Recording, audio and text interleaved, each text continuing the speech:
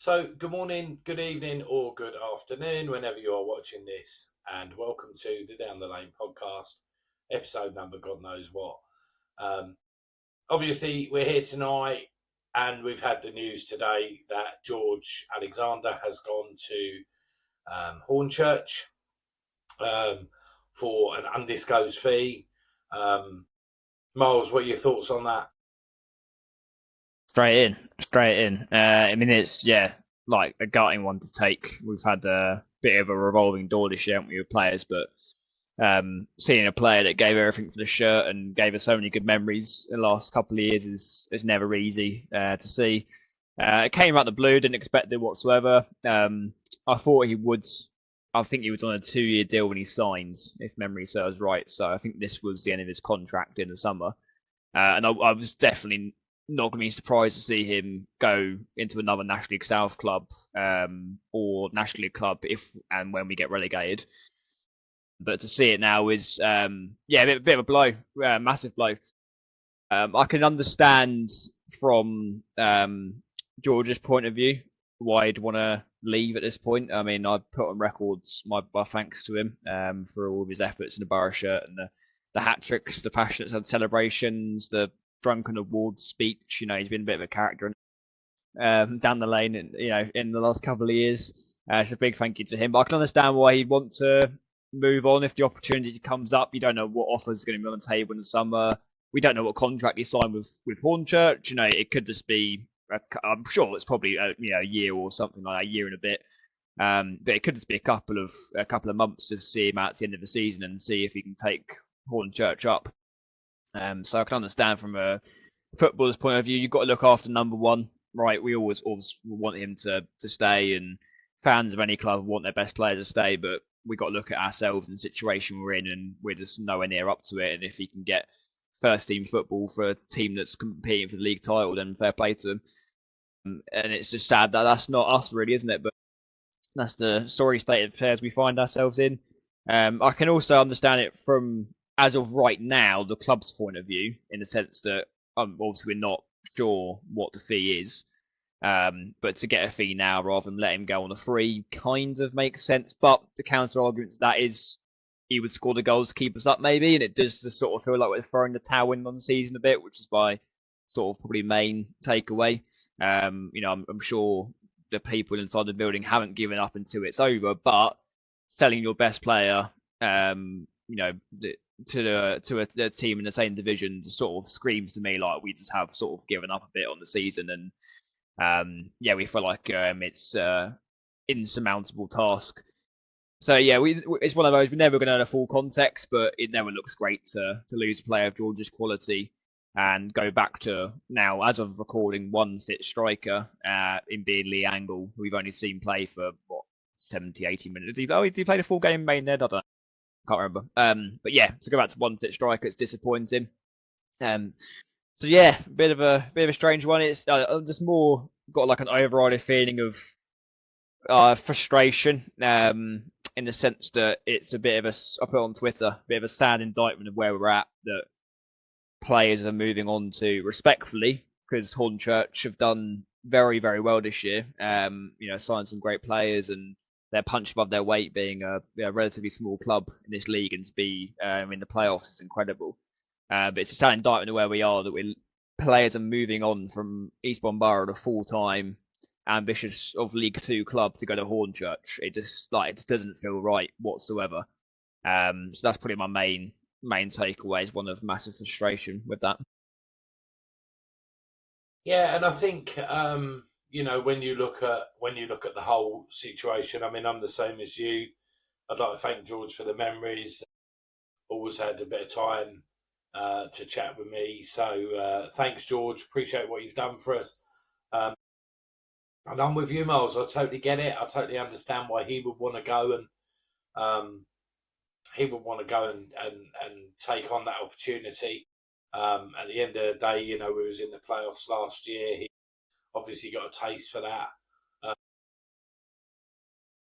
you know, we all look at the last couple of years and the team that have come in with a wet sail at the end, at the playoff time. at the end of the league season, are the team that seem to win it. I mean, we had Boreham Wood last year, who obviously were great at the end of the season, and they've gone up, and look at what they've done this year. So, I mean, I'm sure that's part of the process that George has thought about, and I'm sure he's looked at the fact of where we probably will be next year. I mean, of course, we hope we're not going to get relegated, but I mean, it's a very brave man that wants to go and put any money on the fact that we won't. So, I understand why he's done that. I understand why the club, like you say, why the club have if there's been an offer, kind of had to take it. I do get that. It's just disappointing, like you say, that that man that might have been the key that could keep us up has gone. So, again, I'll echo what you said. Thanks, George. Great times. Definitely, that speech will live in the memory for a very long time. It was, I think, seeing Alan's face at the back of the room as well, worrying what he was going to say, was quite. He was definitely on his own that night, wasn't he? So thanks, George, and we move on. Hopefully to we got Chippenham on Saturday, obviously, and like you say, at the moment we've only got one recognised striker. Whether somebody comes in or whether Mullins is back now, I'm not sure if he's back and ready. So maybe he will partner Lee up front. So we've got hopefully a partnership. If not, I'm sure the club will be working hard on getting somebody in. I'm sure Steve will get his little black book out. And there we go. So obviously Steve King has now had a couple of games in charge. Unfortunately, both losses. I think Saturday was quite hard to take for me. I thought they were there for the taking, and we had a few chances throughout the game, which just didn't happen for us. And obviously, then they scored that late winner, which was disappointing. And obviously, at the same time, in our two defeats, Farnborough nicked a late winner on one of them, and it made that gap bigger. But then obviously they got beat on Tuesday night when we didn't play. So the gap is still only 6, and it's not yet unsurmountable, but it's looking really, really difficult to stay up. But we have Chippenham on Saturday. I won't be there on Saturday. Miles, I know you're going down with Bobby, who can't be here tonight, unfortunately. He's up to other stuff, so he will be back soon. You're going down with Bobby and Joe. What's your thoughts for Saturday? Massive game. As you just said there, all the time it remains is 6 points. I've still got that bit of hope. Because at the end of the day, if we were to go to Chippenham and win on Saturday, and Farnborough, who their team, I'm not sure who they're playing, it eludes me. If Farnborough were to lose on Saturday, then it becomes 3 points. 3 points to gap, and as we all know, 3 points is 1 win. All of while it remains that, I'm hopeful. If Farnborough would have lost to Dagenham, or beat Dagenham, on Tuesday night, and it would be 9 points, and then I'd be happy to say that it's over, because 9 points just feels like a insurmountable gap when you got sort of seven games to play.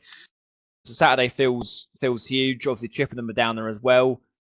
They've had a decent enough run of form in the last sort of couple of months. I think everyone thought they were dead and buried after about October, November time, and they were really struggling down the bottom. When they came to us, we absolutely crumbled and bottled 3 points with the late set piece that swung all the way through. So we definitely sort of own them a bit of revenge for that one. Yeah, but at that point, everyone thought they were the basement team and they're definitely going to go down, a bit like Wolves in the Premier League currently. But they've showed good level fight. They've stuck with the manager, Gary Horgan, who's done very, very well. He's been there for a number of years now. So it's not going to be an easy task at all. And their home form, I think, a mixture of the fact that they're dreadful away. Not sure whether that's because they're part-time or out in the West Country or whatever it may be. But their home form's been half decent this year. I think they're about mid-table home form. I've heard the pitch isn't great. So that'll be a difficult challenge for the lads. But yeah, it's one of those now. It's sort of do or die, really, isn't it? I think if we don't get at least sort of 4 points out of this game in Bath on the next Saturday. Obviously, it's always dependent on other results, so you sort of got to caveat it with that. Like if Farnborough and everyone else sort of keep losing, and we also lose, and it's, as I said, it's still 6 points is still surmountable. I was put in a group chat earlier, like we just can't keep getting lucky with just other teams losing all the time. I think when we stayed up in 23, 24, there was a period where we were winning, but everyone else was winning as well. So it's like I think Taunton went to Torquay and managed to get a win, and Welling went to Yeovil and won, and we were sort of like every time we were winning, it was sort of felt a bit gutting because the other sides around us were also winning, so you're not really closing that gap. But we realistically we're not going to go to the end of the season now where Bath, Enfield, Chippenham, etc. Farnborough, they're not going to lose every game from now until then. They'll definitely be picking up some more points. So we've just got to do our job and keep our fingers crossed, which is it's a horrible situation to be in, but at least we've got a bit of hope.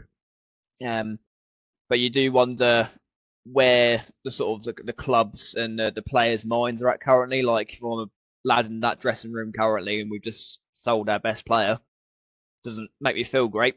I can't lie. If you're a player like I don't know who's been here for the whole season now, like likes of Grout and Trusty, people like that, it sort of doesn't really send out a great message to them if we just lost George. So yeah, I mean, I've never been in a dressing room of a professional level by any standard, but I can't imagine, if I was in a business and our top salesman's just left and we need to reach a target by the end of the year, it probably doesn't make it feel like we're going to achieve it. So yeah, that's sort of where I sit with Chippenham. Massive game. Could be coming down the M4 with a lot of hope. Come 5 o'clock, or we could be in an utter state of depression. It's one of the two, really, or just in limbo, which we've been like that for the last few games now, really, haven't we? Yeah, and I mean, I agree. Obviously, massive game, and I think this is the sort of game that can, if you get that little run of 2 or 3 wins, that just puts you right in there. This is the sort of game that would, would mean a lot to the players, would mean a lot to the club. It'd raise the confidence levels a bit. So, I'm sure Steve's been working all week. It's his first time he's had a full week with them, so I'm sure he'd be working hard this week. Um, with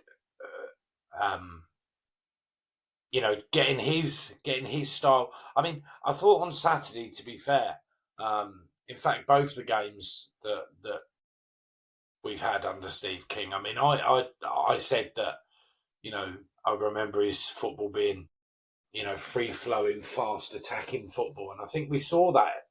Especially the first game, for the first sort of 15, 20 minutes. It's just maintaining that, I suppose. And when you're if you're going to go out and kick on from the start, and really sort of give it your all for your first 15, 20 minutes, that's when you need to be nicking a goal, right? Because then you've got that bit of time not to sit back, but just to maybe just drop down from gear 4 to gear 3 and then step it up again. On the two games, though, So, Baz. Yeah, on the two games, I felt like they both sort of highlighted the issues we've been seeing all season. Really, like as you said, Ebbsfleet, we sort of started well. It was an absolutely wonder goal from May, to be fair. I mean, what a hit! But then we just got quality just completely showed in a negative way. Ebbsfleet were brilliant. They were one of the best teams we've seen this season, 100%. I didn't go to the Torquay away game when they destroyed us, but for what I've seen over that 90 minutes, they're definitely going to be a favourite for the playoffs. I think they've really clicked now on the Josh Wright, and they completely outplayed us. There's so many good technical players. So I think that we was never. I think I said to Seb at 1-0 up, I said we're going to need to score at least another one here to get something out of this game, because it was clear to me after about 10 minutes they were going to score at least 2 goals. So I think the 3-1 probably was fairly kind to us in the end. So when it was 3-1 after 50, you're thinking, it could be 4-5 here. So yeah, that was sort of stark to see the level of quality they had. And then I think Maidenhead showed the other problem we've got in the sense that we had a decent foothold in the game. Maidenhead were nothing special. Like I don't know how they're in the 7th place. This isn't sour grapes because, like as I said, they'll happily say if someone's a great side. But we went to Maidenhead under Tommy, didn't we? First game that he had in October, and they were nothing special. And then they came to us there, and they looked so poor. They were just really, really flat. Passing was off. Like I think they might have just ground and pounded their way to 7th place because they just didn't look like a good side at all. And I felt like the game was there for the taking, but we were. I think the longer we kept it at 0-0, I was like, go on lads, we can get something out of this, we can nick it. And then just beyond belief, I was fuming at the time. I can't lie. When May with a dodgy back pass, and then Carter goes flying in. I think there was talk initially he got the ball or whatever. He didn't get the ball. It's one of those for the ref, like a sort of. It feels a bit like an orange card to me. Like there was a couple of covering defenders, but I can see in a moment how he thought it was a red card because it was a stupid challenge. Like just a really stupid challenge from Freddie going in from behind, to winning the ball there with a slim. You'd have thought, as maybe a bit more experienced defender, would have thought maybe we'll just let him have a shot and trust the keeper, hope he hits it wide, and then we're still only 1-0 down, right? 0-0, it just gave us a mountain to climb. We had nothing really to offer after that. Yeah, that sort of highlights the two problems we've got. What's the word I'm looking for? Like in the Maidenhead, a mental battle, I guess, and just decision making was off it. Yeah, but on just to finish up with the whole sort of how we play under King, it's hard to say at this point, isn't it? Because obviously he only had 2 games. He hasn't really had enough time to put his philosophy across, which is part of the reason why I might have been better off keeping Blake because it was going all right. But it's what's been decided now is we've got to get behind it at the end of the day. But yeah, on King as well, I'm just a bit baffled as to why you're playing Lintott at right wing. To me, that's just ridiculous. I don't really know why we're playing. No offense to Harvey, he's not he's not a winger. He's like an average fullback. Like he has some decent enough games and he has some poor games. I think fullback's been an area we struggled in a lot this season compared to when we had Kai Innocent and Courtney Clark last season. But yeah, like playing Lintott a wing, I just don't. I feel sorry for him to be honest with you because he's taken on his man. He his dribbling is not his full. It's not his best asset, and he's just sort of hitting the hoping and running straight into people trying to get past them. And I just don't see why we're playing him at wing. It just shows how little faith he must have in people like Archie Taylor, the new signings in Skeeters and the new lads as well that we signed from Amsterdam, sort of Netherlands area. I don't understand why we've done that so far. It's a bit of a weird choice. So yeah, I probably just rambled a bit there, but I wanted to get that out there. That I'm just a bit confused by the squad selection in places currently. Yeah, I kind of agree, and I think that obviously Steve will see stuff in training that we don't. Robbie will also be, you would think, having input into that. So, but at the end of the day, sometimes what you see in training is not what you see in a game. So maybe that will change on Saturday. I don't know. Maybe he felt like he wanted to give him a chance. I think, but I suppose unless you're in the mind of Steve King, you don't know what you're thinking unless you're asked that question. So yeah, I think we'll see on Saturday what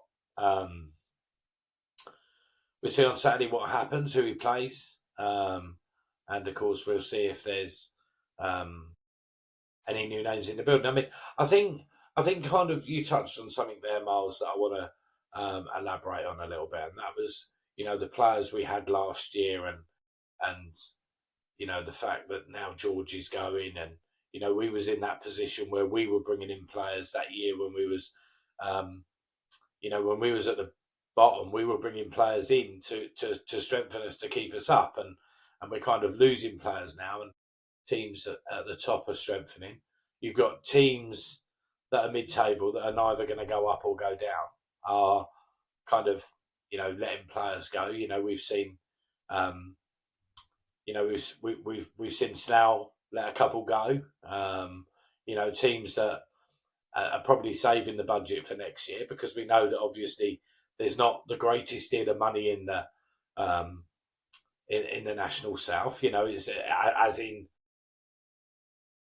well, we know that Eastbourne have lost money because the figures came out, right? So, and Worthing's losses were more than ours. So, their figures have come out as well. So, I think, we was in that position under Adam where we were signing players. And now we're letting the players go. And I just think that we need to, I think we need to learn from the mistake at the end of last season. We had a very good squad last year. We had a lot of turnaround. I totally understand players wanted to go and play at a high level. Understand that. But there were players that have gone and played at the same level as us. And for whatever reason, they didn't stay at the club. Whether that was, I've heard comments from players that said around that time that they were waiting for contact from the club, but they didn't have that contact. So they obviously went and found, sourced contracts elsewhere because they were, and obviously we'd lost Adam and Matt came in, and that was a bit of a delay, not a delayed process, but it took time for Matt to come in, and obviously, so the one hope that I've got is that Steve is obviously looking at players now to possibly bring in for next season, and that's players that would be, and I think we will see a bit of a turnaround again in players this year. We know that Tommy signed a few, and I believe they was on. I believe they were on deals for this season and next. Whether or not there's clauses in the contracts from the player side or from the club side that if we get relegated, they're not here next year. I don't know, but I think you'll find that if we do go down, there are probably some of them players that probably wouldn't want to play at a lower level. So we may see some money coming in for some of them, right? Because if they're on a 2-year deal, then or a year and a half, then we'd see some money coming in. So I think obviously we're still hopeful. I'm the same as you. I'm hopeful. I think it's a very slim chance, but hopeful that we stay up. We've been a member of this league since its inception in 2004, and it's a status that I don't want to lose as a supporter. So, and I'm sure nobody does. So, we're hopeful that we stay up, but I think there will be players that we'll see the turnaround of next year. In whatever situation, I think. But I just hope that we're kind of building, Steve's building that squad together now, or building that that basis of a squad, at least the spine of a team, because that's your biggest part of your team, right? Is your spine, and then you build around it. So let's just hope that he's doing that. Just going to have a quick word from our sponsors, and then we'll be back to talk some more. Hi guys, I'm Gary. I'm the owner of Polegate Car Sales. If you're looking to buy or sell your vehicle anywhere in the country, I am your man. We're open 7 days a week. Sunday is appointment only, but then works 6 till 10 any hour God sends. We look forward to seeing you soon. So yeah, thanks to Gary down at Polegate Car Sales, and if you need a car or you're got one to sell, go and see him. He's a very fair man, and thank you for your sponsorship of this channel. So Miles, this week we've seen Jack come in on loan, probably to take the place of Burge, who's gone back to Worthing. It looks like a solid enough signing. I think he's maybe to cover for Eastman potentially, because he's got a little injury going on, hasn't he? as well. So something else to bear in mind. Obviously, we did lose Burgess, but he plays centre mid, so was obviously covering for Eastman too. He's been about. He's about 30, 31, I think he is. Played for a lot of different clubs at our level, including the likes of Dorking. He's with Steve King as well, I believe, at Dartford and Havant off the top of my head. It's obviously a player that King knows. From what I've seen, he hasn't been getting in the Folkestone side, which I know they're the league below, but they have been flying. So it's tough to say whether that's because he isn't good enough to get in the side, or whether their team is just stacked with ability because they're flying in the Isthmian League currently and will easily be a National League South club next season. Now, I've seen mixed things regarding him, like some fans saying he's a great player, especially technically.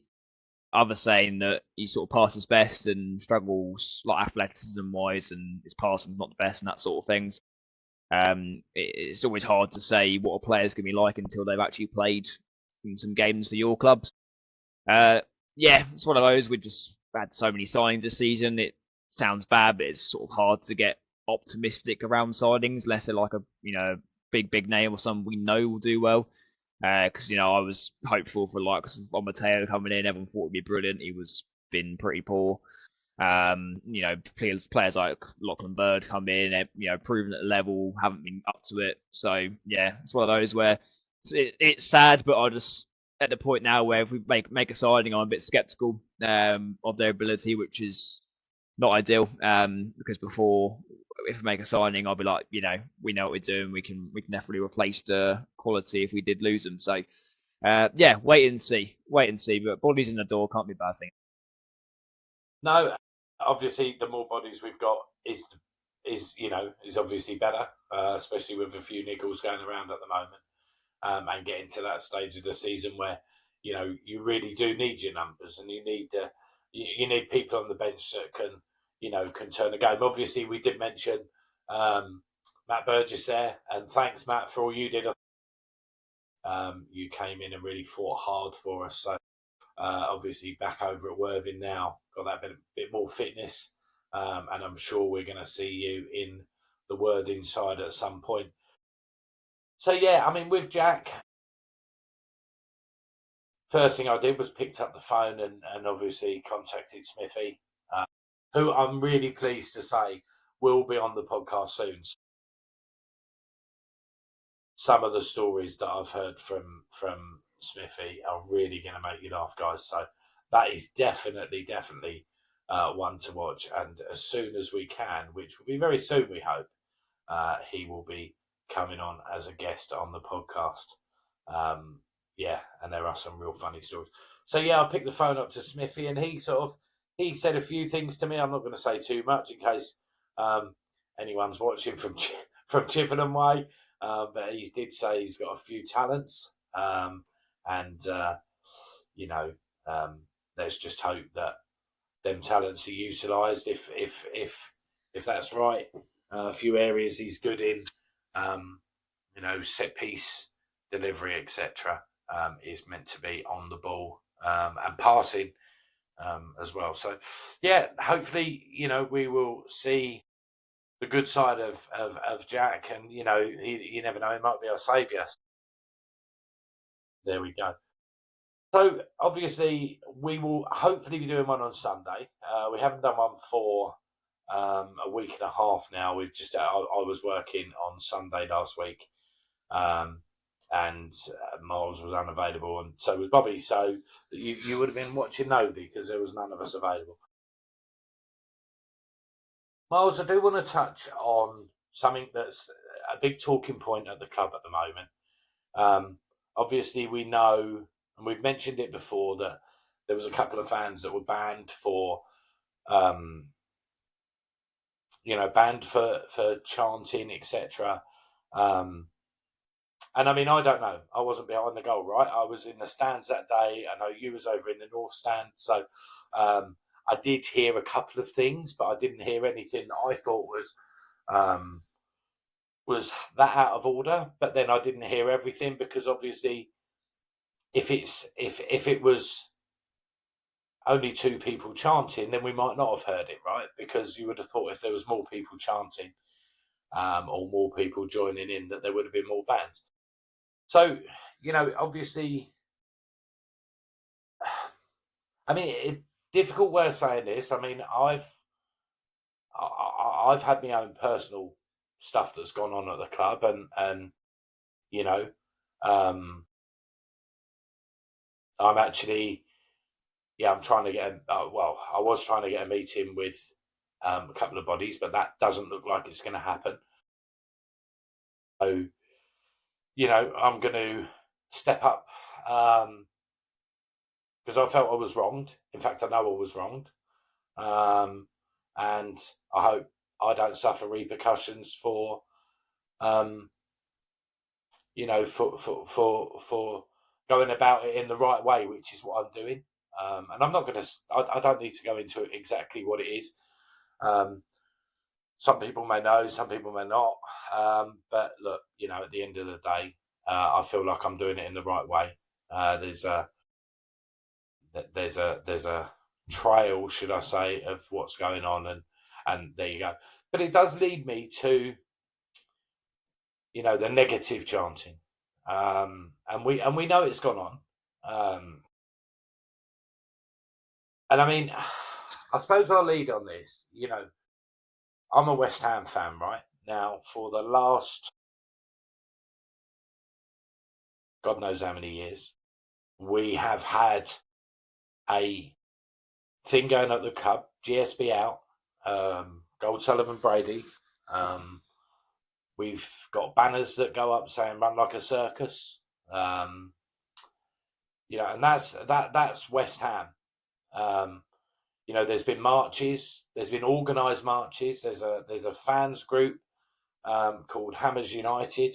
There's organised marches where, sometimes 15,000 people will join that march, and they're marching and they're chanting to get their point across, that they don't want Gold Sullivan and Brady at the club. Now, I don't think that, or I haven't heard that come from our fans. But, there are other clubs as well on a big scale. I mean, Alan was involved at Millwall, and obviously Millwall fans are they're exactly the same as West Ham, right? They're very passionate about what they are. Alan's a Tottenham fan. Tottenham have had it with the whole Levy thing. Arsenal would have, big Arsene Wenger out, and then you've got clubs where fans, and again, I'm using all Premiership clubs, but this does stem down lower as well. You had Man United fans turning up in a green and yellow kit because that was what they used to do years ago, and they were having a pop up against the Glazers. You had Chelsea fans just this year, having a pop at their owners with regards to the management and the running of the club. So I think I do understand. I do understand that where I do understand where the club are coming from in some respects, and I think sometimes the wording of statements, I don't know if it's worded in a specific way, but if I was to go out, I'm just going to do two random questions now. If I was to go out on the streets and ask 100 people, is it right that a football fan could chant abusive and racial chants at a football match? I would expect 100 people to say to me, no, that is not right. And I would say, no, that's not right. If I went out on the street and said, is it right that a football supporter of a club can be disappointed when they've suffered what Eastbourne fans have suffered, Eastbourne supporters have suffered over the last 3 years? And, Simon came in with this, we've said it earlier, we're selling George, but we had the plan to be an EFL club in 5 years. I think it was a 5-year plan. We're 3 years into that, and we're probably going to suffer a relegation. Or we're very much in there. And for 2 of them seasons, we're in that. We've been in that relegation situation. In between that, we had one where we could have won the league. So I think if I went out and asked supporters on the, people on the street, if they saw, if they've been through what Eastbourne fans have been through, can they chant their dissatisfaction? I would expect 100 people to say yes. So I think we need to be, we as supporters need to be very careful about the way we do it and the way we question people. But I also think the club owners and the management, as in, the management of the club, not Steve King, Alan and people like that, need to be very careful as well about this. What's the word I'm looking for? Disenfranchising fans, I suppose, a little bit. I think we need to be very careful. Miles, what are your thoughts on that? Obviously, it's a touchy subject, and I understand, none of us want to cross that line. But I just think, it's something that's going on at our club, and we do need to talk about it. Yeah, so it's a big topic, isn't it? It's very topical currently. A lot of people have got different opinions on stuff. In terms of where I stand of it, I think we're all in a situation now where everyone would love to. I'd love to love all the players, love the manager, love the board, etc. But it's not a happy family right now. There's a lot of people are disagreeing for one reason or another. In terms of the chance, personally, I'm of the view that on a match day we get behind the team. For me, it's as simple as that. I know people will have a different opinion, which is fine. That's up to them. But personally, as a fan, I said it on there a couple of weeks ago. I don't want to have any regrets that at the end of the season we didn't back the team enough. That said, the atmosphere down Priory Lane on Saturday was woeful. It felt like Danny Blur days, and that's not a slight on Danny Blur at all. It's more the sense that we had 500, 600 people to come to games, and traditionally, Bourne's demographic of support is more of the elderly supporter, which may not feel, may not want to get behind a team by chanting, which is absolutely fair enough. That's traditionally how our support and fan base has been. It's only been in the last few years that people have started to be more vocal, and we have been loud at games. I used to go to away games before where it'd be like 10 people, and you wouldn't even get like a come on Borough, come on Borough. It would just be clapping, that sort of thing, which is not how we want it to be, right? We need those voices to back the lads. So, on the match day, I don't agree with people chanting negatively. Honestly, I don't really get behind when I know it's only banter. Like when we're in a game and people are singing things like "You're nothing special, we lose every week." I don't really massively like that personally. Maybe that's just me being a bit soft. But to me, if I was a player, that would feel very disheartening. But I understand that it's a known chant. A lot of people and a lot of fan bases sing every week as they're down the bottom, which I kind of also get. It's ironic and it's meant to make light of the situation, but it just didn't really feel great to me personally. So that's where I stand with the chants. In terms of the people singing offensive or abusive chants, again, I think I was in the North Stand a couple of games ago with Joe and sort of going between that and the River End. Yeah, I don't agree with people singing chants about the board or certain situations like that. Against that, I'm not the biggest fan of all their decisions, but that's just not on to me. With the whole people doing that at Premier League level, I think that could be more because they don't have a platform to speak to their owners much. I think sometimes as well. Because West Ham fans, for example, you can't just tweet Simon Leslie, or you can't just interact with him. You can't walk past them and say like, "Oh, Karen Brady, you're doing this, this, and this." People can, if they want to, speak to Simon and Alan, etc., about the situation.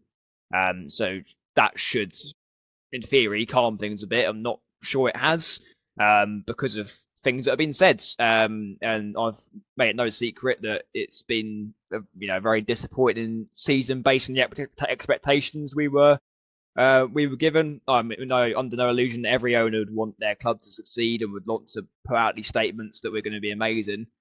But when it's not backed up, that's when people can start having opinions that people, higher up are potentially delusional of certain things, or it's sort of their theories lose credibility, not necessarily because it hasn't been correct. Because I think if with the whole statement, there's a few statements I'm sort of talking about here. One being the infamous win league by Christmas statement, which I understand was with the previous manager, of course, but it still doesn't really set the best precedent to the fan base. I'm saying that I think if Alan said win league by Christmas, and then at this time now, I know it's easy to say in hindsight, but I think most rational supporters, if we were like pushing playoffs currently, probably under Matt Gray, if we were pushing playoffs, people would be satisfied enough. I think they'd understand that, because as you said there, people like Kensdale, Amber, Courtney Clark, etc. They're all massively deserving of their moves, 100%. And if we were pushing playoffs, sort of, if we were currently 8th or 9th or 7th or 6th, in that sort of ballpark, or hopefully higher, everyone would have been okay, fair enough. We've changed manager, we've changed a fair few of the players. We're still doing pretty well.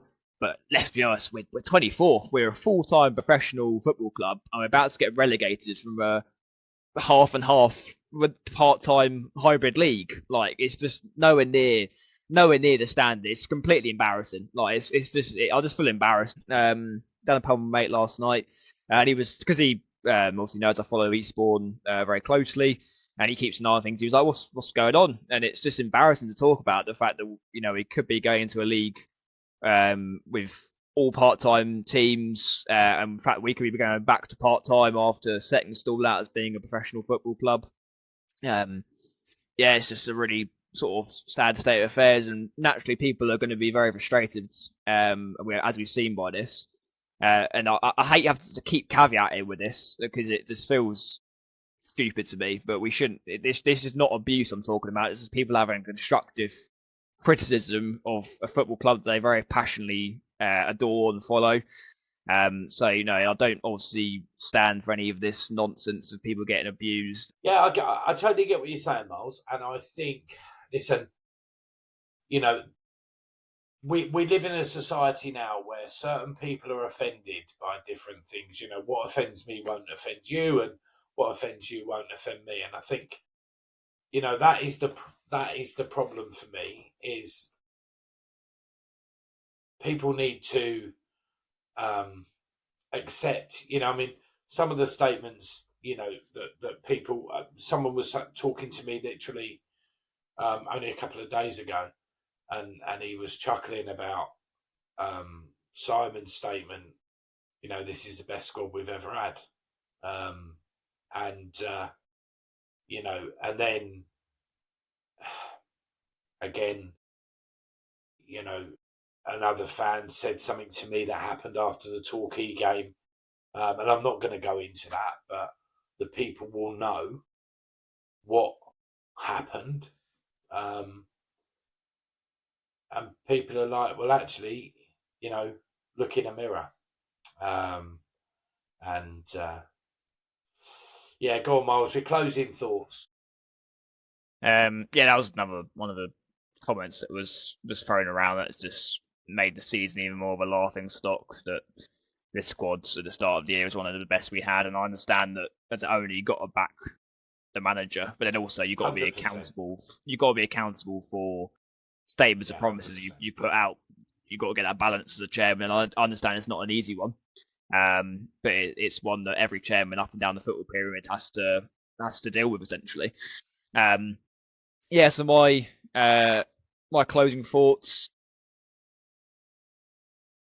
It would be nice if the board accepted, and just sometimes you don't have to react to everything, is what I'd say. Like, sometimes just accepting that people are going to have opinions and they're going to be frustrated, and not try and deflect them all the time and put it back on how you're doing other things, and just let people be annoyed. Like, people are annoyed, and accept the fact that decisions made, whether I've no doubt Simon's got great intentions, 100%. I don't doubt that for a second. And he means well, but I think just my advice, if he listens, or anyone listens, it'll be able to just pass this on, really. just let people be frustrated. Like, you don't always have to have an answer to everything, I'd say. Like, we come in only to vent, people on the forum come on there to vent, people in group chats vent, people might say stuff at games, you know, rationally or in the heat of the moment. Just as long as it's not crossing a line, just let them vent. Because we're 24th, and I can't keep banging strong. We're 24th with full time. We must have one of the better budgets in the league. Like, it's got to be at least, yeah, sort of like in the 10th plus, 10th or higher regions. And it's been a massive, catastrophic failure. I mean, if you look at the entire pyramid of clubs that are massively underperforming, we've got to be in like the top 5 this season, like compared to where we should be and where we are, like without a doubt. Because we're in a unique league in the sense that all the teams in the leagues of step 1, as in the National League and above, bar from Wealdstone in the National League, they're all full times. They're all competing on a not level playing field, but you get what I'm saying. Like, they're all in the same sort of structure, and then equally, all of the teams pretty much in step 3, ish, and below are all part time. So they're all, obviously there's budgets that vary, of course, I understand that. But we're in a very unique league where everyone's in different spots in terms of like how they set up, how often they train. And in theory, being full time, in theory, should be a massive advantage. So it's just like we're competing against teams like, respectfully, like Mark Whiteson in an interview the other day about Enfield, that they're just massively overperforming with their budget. They're above us. They're above us. That just highlights it to me. So, yeah, like I understand that. Yeah, go on, Baz. No, carry on, mate. Well, no, carry on. I was just going to say, I think you're right, and I think, you know, I spoke to someone the other day who isn't really a football fan and knows I go, but they see the results, they see the league table. It's actually a customer, and they know that I go to football. And they said, "Oh, what's happened down at Eastbourne Borough?" Because obviously, you know, 3 years ago we were all buzzing. You know, oh yeah, we got a new owner and whatever else. And then what's happened at Eastbourne Borough? Did your owner clear off then? You actually used a different word beginning with P and ending in is, but. You know, did your owner clear off then? And I said, no, he's still there. And they went, well, what's happened then? Because you nearly won the league last year. And I thought, you know, that's the thing. And listen, I think, you know, I think we've both given this from the heart, and I think we've both said, you know, we both put a case forward for you know. And everybody's different, right? Everybody's an individual. Everybody's different. Everybody hurts in a different way. Everybody, and we need to understand that as well. You know, we need to understand that Simon and Alan must be hurting on a professional level, and the fact it's costing them money, because at the end of the day, nobody wants that. But I think you were right in saying that sometimes maybe people need to look at the situation and address it just maybe slightly differently. And I think, or just don't address it in some scenarios. Yeah. Like, I get sometimes you've got to put statements out and stuff, but some, like, if for example this season, if Wolves put out a statement every time their fans kicked off, their Twitter would just be like constant corner flags or stuff like that, wouldn't it? People are going to be annoyed, and just on the everyone sees it differently and has different perspectives on it. Like, I come from a standpoint that I'm obviously very grateful that we have a club that's, you know, well funded, and we're not going to be in a situation where we're like in a situation like Torquay are, for example, were a couple of years ago, where we're, you know, I couldn't face the thought of losing us. It would break my heart. So I'm grateful in that situation, and I appreciate that some people will just go along to games for social aspect, and as long as we've got a club, they don't really mind what league they're in. I mean, that's not my opinion. I disagree with it, but if that's how they want to follow us, then fair enough. But I'm of the opinion, I just want to see us do well, and winning to me is everything. It's what I go to football for. Like, after a tough week, just seeing us play and win, and I don't expect to win every game, of course, but, you know, just to see us do well is all I want. And it's just just so demoralising. Seeing what we have, and then all this politics on top of it as well, which just getting to the point now, it does feel like a bit of a circus. I sort of get to the point now. I agree with people that feel like it's just been handled very poorly. So I think, as much as we've got to learn lessons on the pitch this season, we've got to learn like lessons on it off it as well. Totally agree. Obviously, people have asked us to talk about it, so listen, this is our platform, but we're here with the supporters are watching, the fans are watching, so we talk about what they want us to, and we've obviously got all our own viewpoints. I totally get, the whole people are different, right? People are fight or flight, and this is the thing. I think sometimes it's, when you don't get the mix of the two, when you get two opposites, it sometimes doesn't work. And listen, at the end of the day, we've said what we've said. Let's move on. Let's hope that somewhere along the line, people do understand that people are allowed to be upset, allowed to be frustrated, and allowed to think, but let's hope that everybody that is upset and frustrated shows it in the right way. And I think that's how we end it, Yeah. So anyway, guys, Chippenham Saturday, come on the sports. Let's get big 3 points. Coming back up that M4, stopping at every services, waving our scarves, going, we are Eastbourne Borough. And let's hope that all the others lose. That'll be nice. That'll be nice. Thanks for watching. Thanks for watching, guys. And like I say, hopefully we'll be back on Sunday for a short one, because I've got to work again on Sunday as well. But I've got time to do a quick short one, I think, before I go to work. And hopefully next week we may have a guest for you on Wednesday night. Bobby will be back, and we may have a guest for you next week. Whether that be Smithy or not, I'm not sure. He would have jumped on tonight, but obviously Folkestone are training tonight, so he couldn't really do that. So yeah, looking forward to that. And guys, keep watching. On to Saturday, big 3 points hopefully. I won't be there. Miles will. Up the sports. Up sports.